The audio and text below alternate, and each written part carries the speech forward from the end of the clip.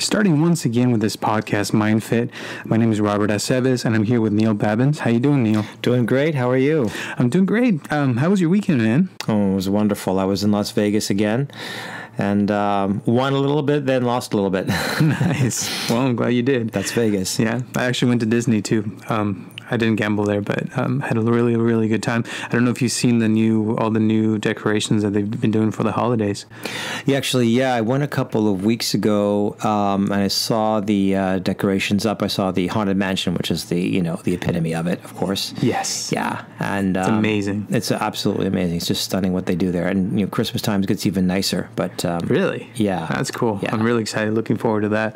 Well, today we're going to be talking about communication. We've been talking earlier. There's sometimes when we go to a party or you go to some kind of reunion where people are just talking, and a lot of times a lot of my clients come to me and they say I don't like going to some parties because I feel like I can't be myself, or I feel like people are just talking about really superficial things and it's not real talk. Mm-hmm. And so we're going to talk about that today. What do you think? Yeah, a small talk. When people make small talk versus real communication or really in-depth conversation, I think is a big thing for a lot of people, because some people are good at it and some people are not, and some people are uncomfortable with it, and some people do it because they're uncomfortable. Right. And I think it could be very strenuous. It could be a real strain on people emotionally if they go to a social gathering and they have to generate some sort of communication, so they don't know what to say, so they say something small, to just try to get the conversation started. But there's a real discomfort underneath that. Some people are really great at it. It comes natural to them. And some people, they have to generate that. And it really feels like they're, draining themselves when they do it. And, I think that a lot of people are turned off by it, by small talk. They'll move away from it and just not feel that they're really engaged when they're talking about things. They always, I know I sometimes feel that underneath small talk, there's something else going on. Mm-hmm. That's not being said. So if it goes longer than a first 15 or 20 seconds where you're just trying to, get acquainted with somebody, or just, find out a little bit about somebody, or just generate a conversation, that's one thing. But when it goes on longer than that, I start to wonder what's going on here. What's going on with me? What's going on with them? What's this really about? We're not really talking about weather, are we? We're not really talking about the last episode of XYZ, are we? I mean, maybe we are. That can get in depth too. But yeah, I just feel there's something else going on. I think, to me, I mean, we can talk about people who are introverts and people who are extroverts and things like that. But I feel like even if you're an introvert, if we all have something to say, I feel like we all have something that we know about, and we all have feelings, we all have thoughts, and we all think about stuff all the time. Mm-hmm. The thing is, like, a lot of times, I don't know if you've ever seen that one person at a party that, is sitting down and it's just listening and talking. People, and just listening to other people talk. But, and that they're thinking something, and then you ask them something. So what do you think? And then they don't, oh yeah, yeah, sure. Or they don't really say what they mean, Mm-hmm. And then there's people who talk all the time, and they're not really saying anything. You know what I mean? Yeah, I do. I think people who are introverted often are have a lot of filters, mm-hmm. And they are thinking things all the time. They are feeling things all the time in the situation, but they have more not necessarily more guarded. It really depends, but have more filters. Because I know that sometimes if I'm reflectively listening and have a lot to say, as you said, I may not choose to say it for a variety of reasons. And could be because I'm guarded. It could also be because I filter things a certain way, where other people just sort of say the first thing that's on their mind without any restrictions, and those are the people that, like you said, just continue to talk and talk and talk. And some people feel that in order to establish real connection, they've got to come from what's underneath. But some people also feel socially that to say what you're really thinking, what you're really feeling is not necessarily appropriate or going to cause a connection. It's going to cause more of a rift. So a lot of people who are more introverted in social situations, I think, like myself sometimes, I hold back for a specific reason. I hold back because I'm not really sure how I want to say that, or if I want to say that, or if that's going to, move the conversation forward or put a wedge in it, especially if it's small talk happening. Because what I might be observing is not the small talk, but what I feel is underneath it. Oh, those two are flirting with each other, or that one over there is steaming, but or I don't know, or that one feels socially uncomfortable, or so maybe what I'll do sometimes is instead of saying what's on my mind, I'll engage somebody in the social situation based on what I think is actually going on with them. So if I notice that somebody is uncomfortable with somebody else's conversation, I might engage in that with that person in a conversation, start talking to them about something, but not that they're feeling uncomfortable, that something that's in small talk to get them to bring the energy over to me, their attention over to me, away from the two people that are talking beside them that's making them uncomfortable. So I might bring up something small just to give the indicator that I'd like to have a conversation. And in a way, it's inadvertently telling them, I get that you're uncomfortable. So I'm talking to you about the linens on the table. Aren't they pretty? Like I care, which I might like linens, but that doesn't last longer than 15 seconds. I'm sending them a signal to bring the attention over here. And I can connect with people on that level using small talk.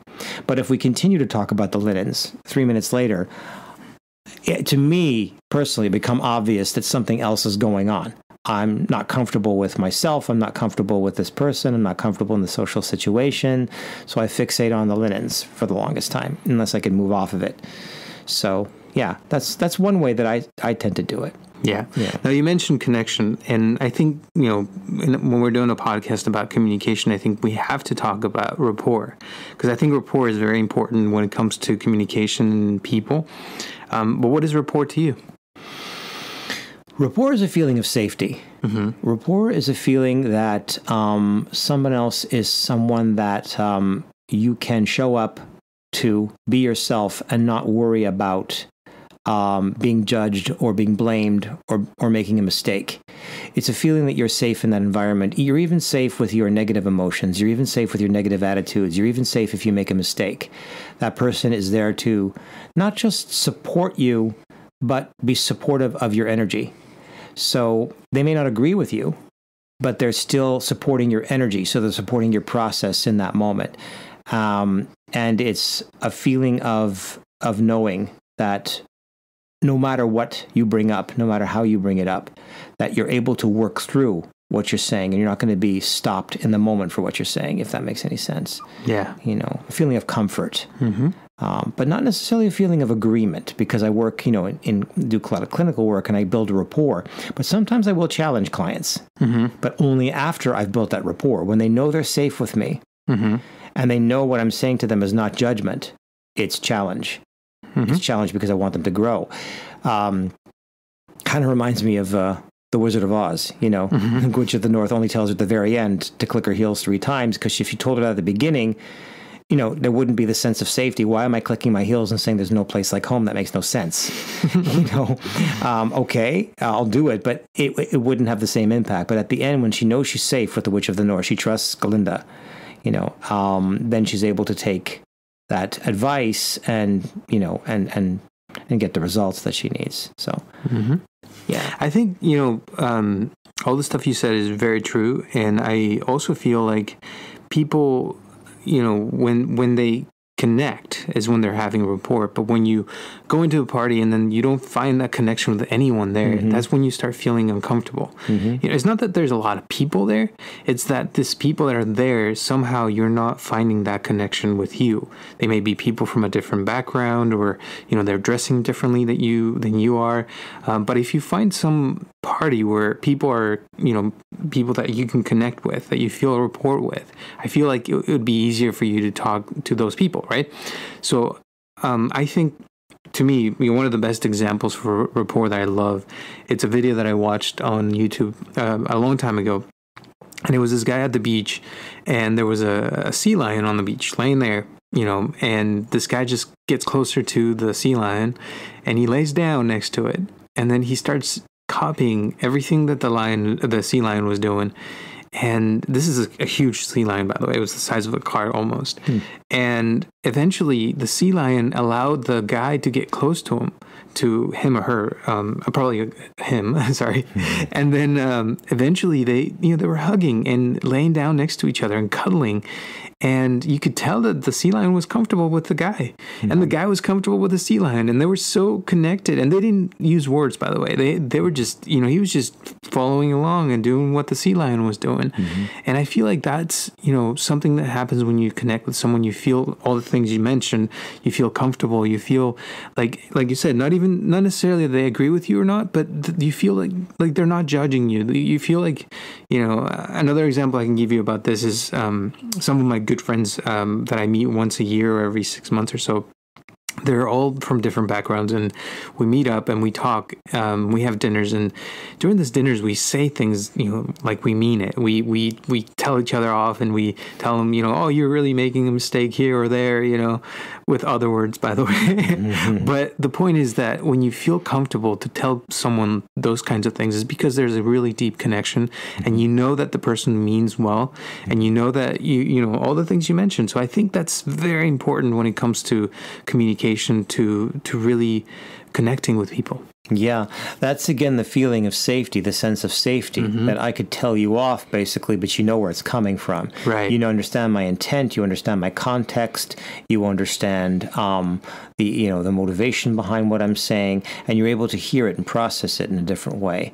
So like in a family, or a group of friends that becomes a family, or any kind of system of people that feel comfortable with each other, they have a certain rapport. You notice when you go to a new place of work and it's your first day and you're sort of the fish out of water, the wide-eyed person. You hear people joking around, and they're kind of crass or whatever they are, and they'll always turn to you and say, "We do that. We joke around like that. Like relax. Like they sort of tell you to sort of break your own ice and to feel more comfortable. Like don't worry about us. She's just they're trying to pull you into their rapport system, their bonding system, and letting you know that it's not personal, letting you know that they are comfortable with each other, safe with each other, enough to talk that way to each other. Well, you might not be, because you're the new kid on the block and you don't quite have that bonding yet. So they're sort of giving you that, without maybe knowing what they're doing, they're sort of giving you that ease of flow, or they're sort of giving you a buffer, that you'll eventually see it that way. So that's that. I think that's what that is. It's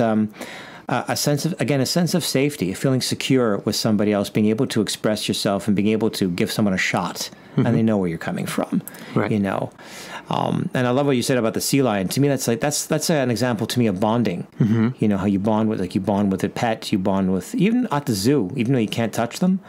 If you could look at a giraffe long enough, they're bonding with you, visually, or whatever animal you choose. Don't bond on the other side, because it could be a problem. That's the reason the glass is there. But I think that's. And I think, also that instant connection or bonding, I think the people that are really good at that are the people who tend to make, good connections and network and all this stuff. But, how do we get to that instant connection? How can we make friends right away? What advice would you give to people?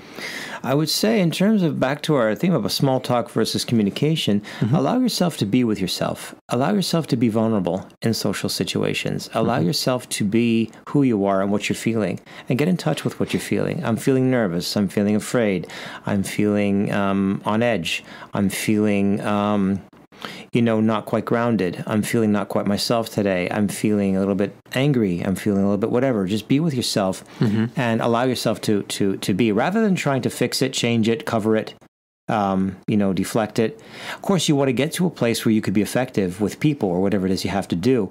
But ironically, people think that trying to put on a face or a show or a mask is the way to push aside everything else that's going on and be on point. But I tend to think it's more about allowing yourself to be where you're at without self-judgment, without making yourself feel safe within yourself. Then you could allow other people to feel safe with you, even if you're not 100%. So allowing yourself just to be where you're at, and then choose. Because if you're not trying to fight away what's going on with you, if you're not in the zone that day, if you're not feeling 100% that day, if you've got other feelings or emotions going on, just allow yourself to be with where you're at, not try to push them away. Then, ironically, paradoxically, we're able to make a choice and be more mindful in the moment. So I could focus on one specific thing, even though my general feeling prior to that was a feeling of blah or whatever I was feeling. If I try to say, let's get rid of blah, then blah fights back. Says, no, I'm here. So I don't generate small talk to get rid of blah. I feel blah, and then I say something, and small talk turns into real conversation. That's what I found. Okay. Now, I'm going to say something against that, by the way. Yeah, go. So this reminds me of this one time when I was probably 16, 17, and I'm at a coffee shop, right? And I'm going through all this stuff you just said. And I saw this girl sitting down by herself. And, this whole time I'm by myself too, and I'm drinking some tea, and I'm thinking, oh my gosh, what am I feeling? I'm feeling nervous. I'm feeling that. I really want to talk to her. I really want to say something. And I'm just thinking in my head, all the things that you just mentioned. Exactly what you said, by the way. No offense. But then by the time I finally, wanted to go, and I stood up to go and talk to this girl, this other guy came over, talked to her, and started talking, and then they left. And I'm like, in that moment, for me personally, it was like a lesson, right? I learned something that day. When you like something or you see something you like, it's better to just go and say something. And sometimes, personally, I feel like when I'm in my head, when it comes to people, it's harder. It gets harder for me to even go and say something. So my advice that I've used, and I respect what you said, by the way. I see that sometimes maybe for some people that might work. But for me, I found that, if I find something in that person, I truly believe that we all have something good, that we all can connect in some way or another. So I feel like, if I see something in you, like I met you at Disney, for example, if I see, something that I like a pen that you're wearing, or, a hat that you're wearing, or a ring, for example, or your hair or something, and then I mention it, I feel like that could, and not just mention it, but say it with genuine words, like, hey, I really like what you said, and really, you mean it, right? I feel like, or I like what you're wearing, or I love this about you. When you say something like that, I feel like, there's instant connection. The hard part is saying it, right? It's getting to that point where you find it and do it quickly, right? Because sometimes we have seconds to say something nice about someone. That's my opinion, but I don't know what you think about that. Yeah, no, absolutely. I mean, if you're being with whatever you're feeling rather than trying to push it down, and you say something about someone's hat or someone's pin, you may have to have an instinct of courage in that moment to actually say it, because you're not feeling up to par. So saying it might take a little bit something more for you, but you're not trying to push away your discomfort, right? In saying it, you're actually trying to make a connection so your discomfort stops hijacking you, right? And that makes total sense, absolutely. And in terms of the other guy who started talking to the girl, I'd ask you, what are you feeling now? Right. I'm feeling a little whatever. So, yeah, well, and sometimes just being with, a sense of loss also is important. If you feel sad that somebody else came in before you did, and also there's a difference, I think, between being in your head, like you said, and being with your feelings. You go into your head, you're going to start ruminating. You're going to start building on your feelings. You're going to start making building blocks of them. You're going to start making meaning of them. They're going to get larger in concept. But if you just be with your feelings and you don't make them mean anything, there's a different kind of a freedom there. There's a different kind of self-connection there. So if I'm feeling self-conscious or feeling scared, I'll just be with that fear. I won't make it mean all of this. Oh, I shouldn't go talk to her. She's going to reject me. She's going to make fun of me. I don't go in my head about it. I just say, I'm scared. And I get up and say, hey, I love your sweatshirt. I could be scared and say it at the same time. Right. That's being vulnerable and confident at the same time. And there's something appealing about that. And that's not small talk. Right. The sweatshirt comment wasn't small talk. The hat and the pin wasn't small talk. That was being connected to yourself so you could become connected to somebody else. If you say it just to pretend you're not scared, then I think we start to get into the realm of you can start to get yourself derailed, because then you'll do small talk is the only thing that becomes comfortable. If you start to drop the small talk, you're going to have to be with what you're really feeling, which is scared out of your mind. So yeah, but I think the key is being honest, like you just said, like really, first being honest with yourself, what you're feeling, and then, what you say to me is very important that it is true, because I think that we all can feel when someone says something and it's not true. And then that makes things worse, right? Because instead of having a connection, you start feeling like, oh my gosh, this person is fake or is not real, or really I don't believe what they're saying, kind of thing. And it's at some level, like you were saying earlier about the linens, like you could talk about linens and it's just small talk, like you said, or if you're really interested in linens, it's a different thing. It's a different conversation. Even though you're talking about the same thing, it's the amount of interest in that conversation is really what would make it more of a real communication versus small talk. Don't you think? Absolutely. You could connect over a concept or a subject that is considered small talk. You could be talking about linens, but really bonding with somebody else at the same time. Right. Absolutely. If you're both present in the conversation, you're both present to the feelings underneath it and with each other and making each other feel safe, you could talk about anything. You could talk about linens, you could talk about the light fixtures, you could talk about sweatshirts, you could talk about anything you want to, or you could talk about religion, philosophy, and politics, which can go on all night. Right. You can talk about anything you want. So absolutely, bonding does not have to be a deep subject. So I think that's where it gets a little confused, is that small talk or smaller topics can certainly be used for bonding. Absolutely. It really depends on your level of connection with yourself when you're talking about it, and being with what you're really feeling, and connecting with somebody in terms of how they're really feeling, and what you're actually talking about is content as opposed to the context of it. You could certainly bond over something smaller, And then I know a lot of people retort, well, then how do you know I'm not bonding with my friends if we're doing small talk all night? So, well, I don't, but you do. So you tell me, are you bonding or are you avoiding, something else? You tell me. I don't always know by looking at somebody. You just get a feeling, something's not, like you just said, something's not right about this conversation. It's on the surface, and you sort of get a feeling. I get a feeling of boredom. Like people, boredom actually is a disconnection. A disconnection from yourself. It's not the lack of something to do or the lack of something interesting. It's a disconnection from yourself and from other people.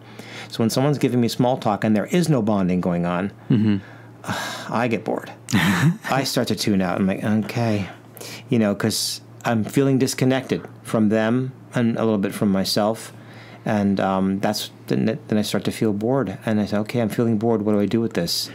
End the conversation maybe, or change it, or ask about religion, politics, or philosophy? I don't know.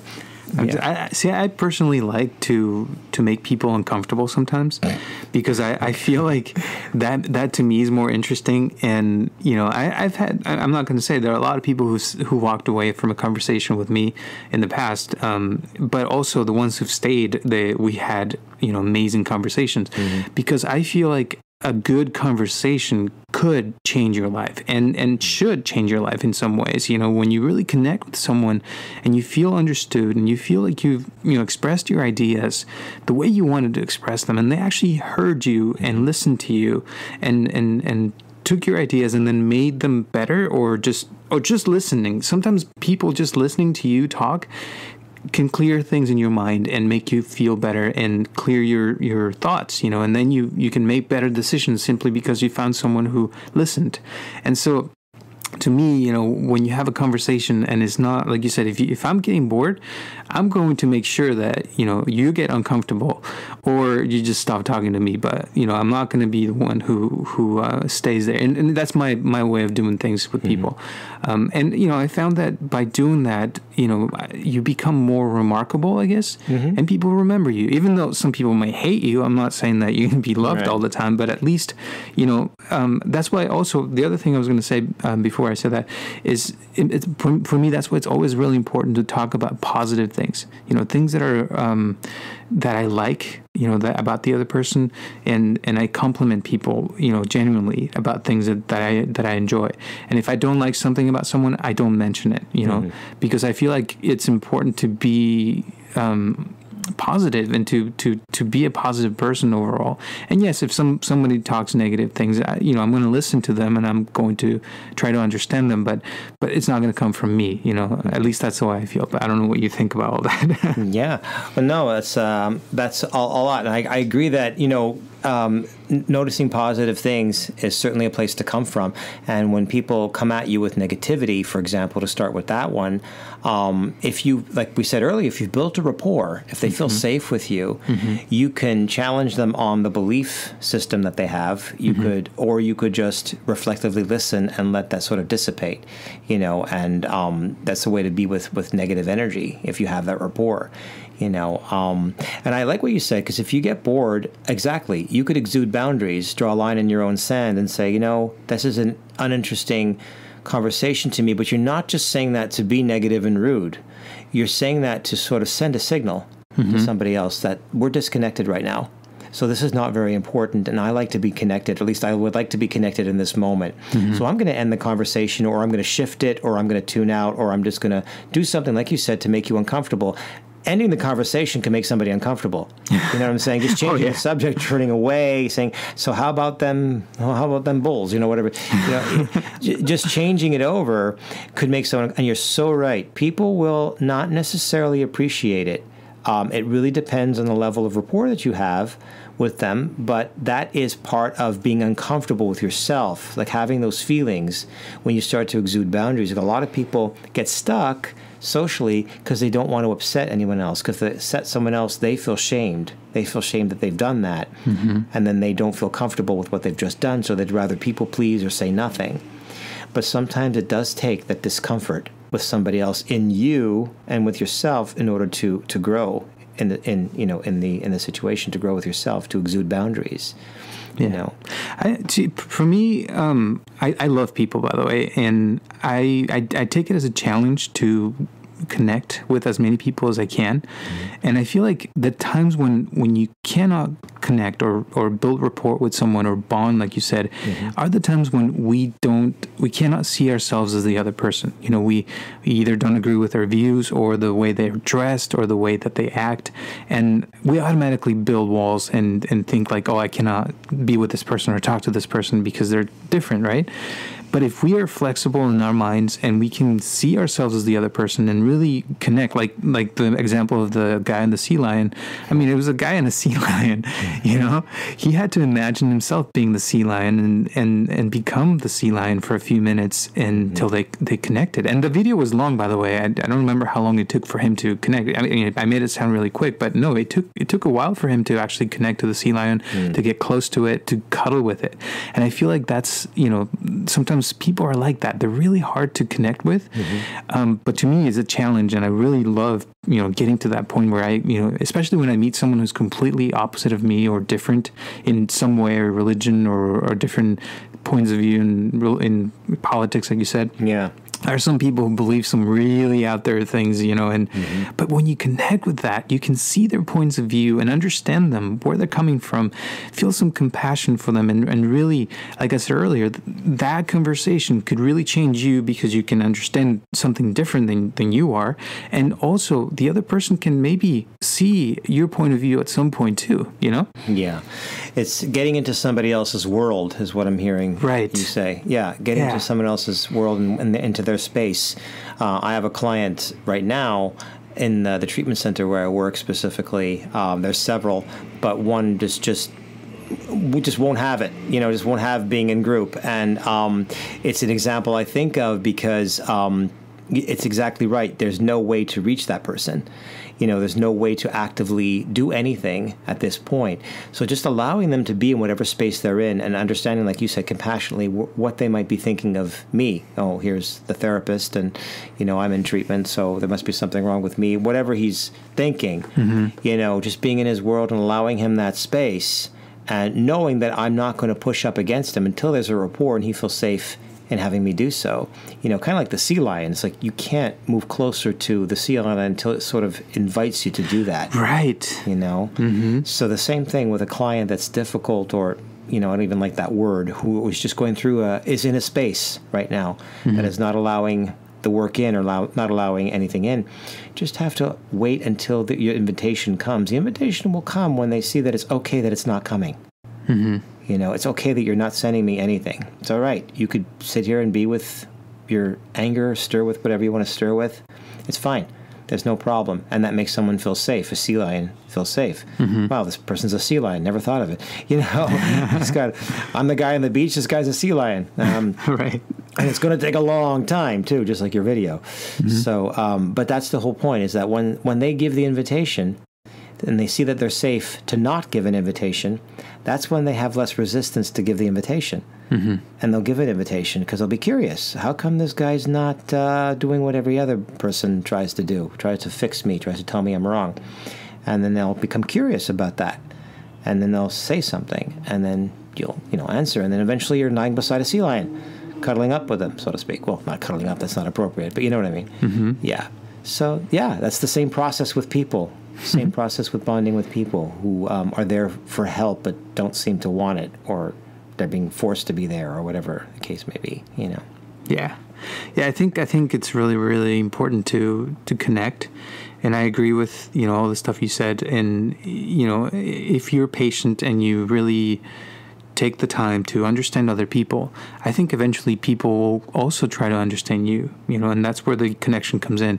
And, I think the trick is to make small talk, start with small talk, but then end it with, real communication, to connect to a deeper level, because that's where the real change comes in, I think.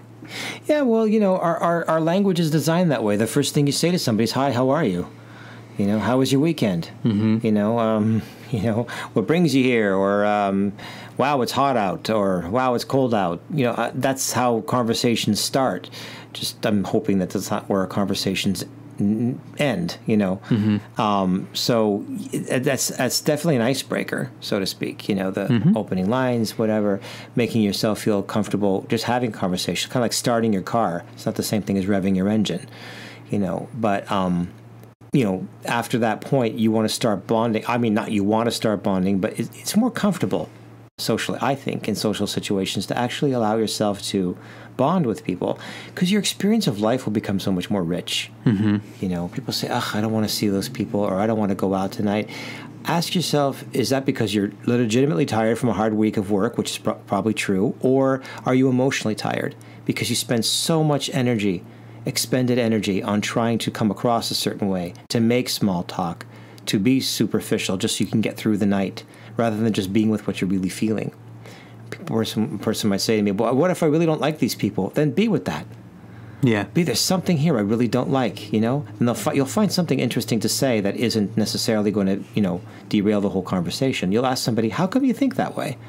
Or you'll ask somebody you'll be curious, like you just said earlier. You'll be curious about people. If someone's rubbing you the wrong way, like, "I wonder what that's all about." And you'll start to get to know them, and I think people are fascinating.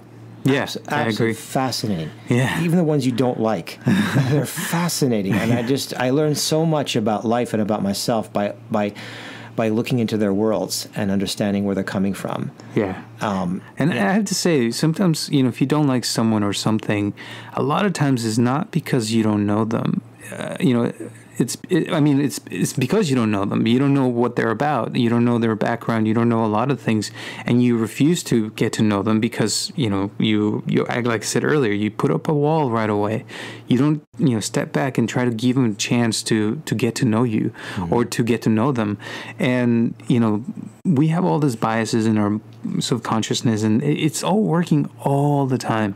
And the only way to get around that again is if you can see yourself in their shoes. And if you can be them and in an instant and really, it's easier to, for example, I went to UCI and, UC Irvine. And when I see someone who went to UC Irvine, we automatically connect because we know, all the things that we lived at UC Irvine. But, can you connect with someone from UCLA or someone who never went to college? Or can you connect with someone who went to Harvard or some other school that wasn't your school, like that? And that's the key. I think that in order to be successful in life, the more flexible you are, the more you can connect with people and have real communication, then the more successful you'll be. Absolutely, because it's about making connections. It's not living like an island. You know what I mean? Yes. And expanding your horizons and your networks. You'll be amazed at just the flow of energy that you'll feel when you're able to connect with people. And connection doesn't mean being the popular one at the party. necessarily. No. That's what a lot of people think I mean. Oh, I already do that. Well, yeah, but, if you're really connecting with people, it will be ease of flow. It'll be a whole different experience. And I just ask people to take a look. Even if they think they do really well at parties and with people and whatnot, they have anything that distresses them at all in their life or in their relationships, just take a look. Who are you being around people? Are you being that person who has to take the energy in the room? Are you okay with silence? Or, how do you feel? Are you, bond with yourself and then bond with others, as opposed to having to come forward and create an energy. Some people feel, especially if they're hosts of a party, have to create the energy. That's okay, but make sure that at the same time you're focused and you're bonded with what you're really feeling in the moment. Yeah. And, yeah. Cool. Well, thank you so much for your time, Neil. I think we're running out of time, so we'll continue this conversation next time. Remember, we're here every Tuesday at 6 p.m., and this is MindFit, a podcast by Robert Aceves and Neil Babins. Any last words before we end this podcast? No, I don't want to end with small talk, so have a great week. Okay. Sounds good. Thank you so much. And remember, you can contact us anytime. We're in all the social media out there. It's called MindFit, and we've been getting a lot of really good responses so far, so we appreciate it. And thanks for listening and taking your time to be with us. Bye.